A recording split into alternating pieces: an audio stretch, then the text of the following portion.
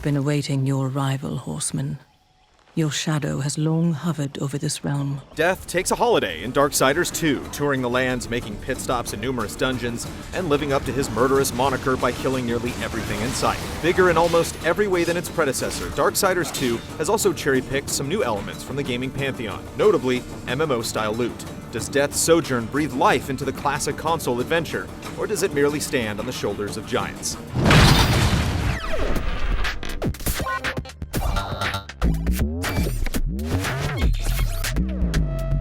I must restore humanity to redeem war. Heaven and hell battle upon the shattered earth. All creation trembles, and at the center of it all stands your brother. He is innocent. Last time around, the horseman called War got caught up in an apocalypse-inducing conspiracy, playing equal parts stooge and savior. Darksiders II passes the mantle to War's fellow horseman Death, whose mission it is to discover his comrade's fate. Following up on every mystical lead and supernatural clue, Death searches through shattered realms and completes endless errands for word on War's whereabouts. I must restore humanity to redeem war. The story can spend hours in hiding as you fetch, kill, and conquer for the scant denizens of this grim world. Be prepared to gather or kill a great many things in sets of 3. When the plot does begin to move, it's often muddled with the cosmology of the Darksiders world, where the names borrowed brazenly from the canon of nerd culture abound, like the Well of Souls and the Lord of Bones. The second half of the game picks up the pace with some familiar faces from the first installment helping to carry the story, which is good since Death is somewhat of a wet blanket, pompous with little wit. Ultimately, Darksiders 2 tries to get by on its attitude. There are some intriguing points along its bland course, but Death's quest never feels particularly imperative. And so you have come, bearing your sin like a badge of honor.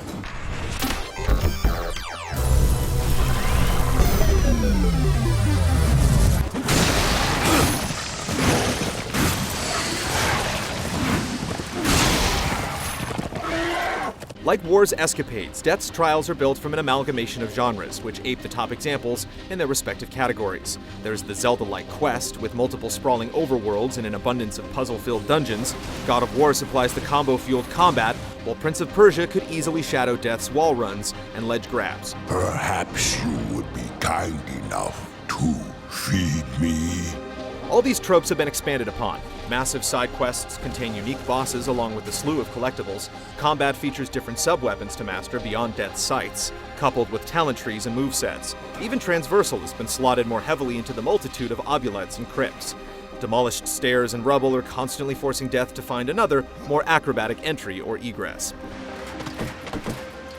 All of the various systems and styles fit together to comprise one gigantic pastiche of a game, though the lack of originality is forgiven for the tremendous flow. There's always something to keep Death occupied, from massive collectible hunts to a little backtracking to scavenge previously unreachable treasure troves brimming with loot. In the shadow of Diablo, the armor and weapons dropped by enemies and pilfered from chests may seem paltry, but for this type of game, the combinations are pretty vast. At the outset, you'll pop open every chest with relish, and if you have even a smidgen of hoarder in you, you'll scour every corpse you come across long after the allure wears off. But soon enough, every chest will feel like it's spewing forth scads of unremarkable loot, with a marked focus on boring stat increases. Sure, it provides some room to tailor your combat style. Do you want a quick weapon that does less damage or a big slow bruiser, ice damage, or larger critical attack bonuses? But anyone who ever got angry when a chest in Zelda offered up only rupees should prepare themselves for a lot of lackluster loot.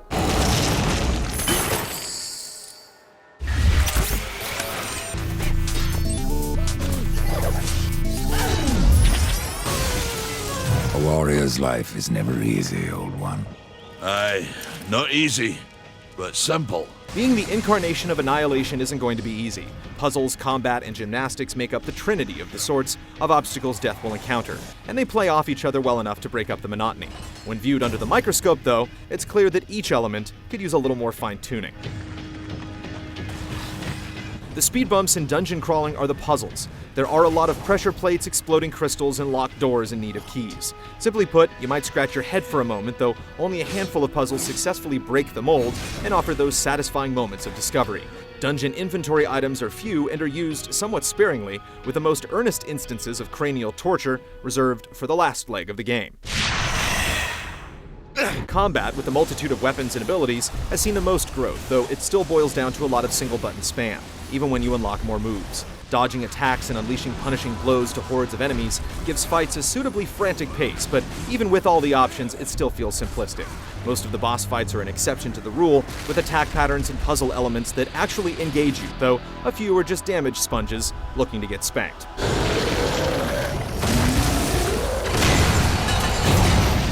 The climbing game is simple enough, feeling very rigid with each jump and leap, and it takes a little while to figure out exactly what Death is allowed to cling to.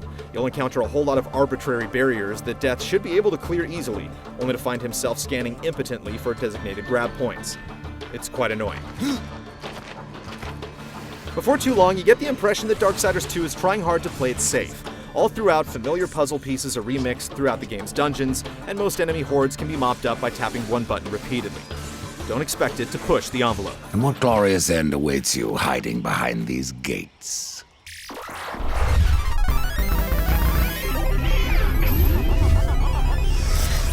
Pity. I was starting to enjoy the atmosphere. Then you have not been here long. Darksiders is consistent with its vision and lavish with detail. Every dungeon is littered with rot and decay, riding its color palette to the brink. The colors may shift, but the darker hues often win out, making dungeons distinctive, but only just a little. Enemies can really flood the screen and have an ample variety of animations, as does Death, with whatever weapon is his current favorite. The soundtrack is a striking high point, with some clever interplay between instruments during battles. We did encounter a few flaws with the sound. Audio will cut out intermittently,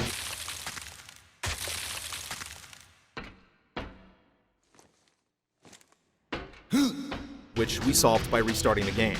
We also experienced a few hard crashes, which gave us little choice but to restart. I have to go alone. I've beaten Death once, and I can do it again. I have no idea what you're talking about. Death flirts with mediocrity, but he's careful never to linger there too long. Darksiders 2 has more than a few rough edges, but they never fully run away with the experience. With a meaty quest and hours upon hours of optional quality stuff to do and discover, you simply can't beat Death. So you might as well join him. Judgment is at hand.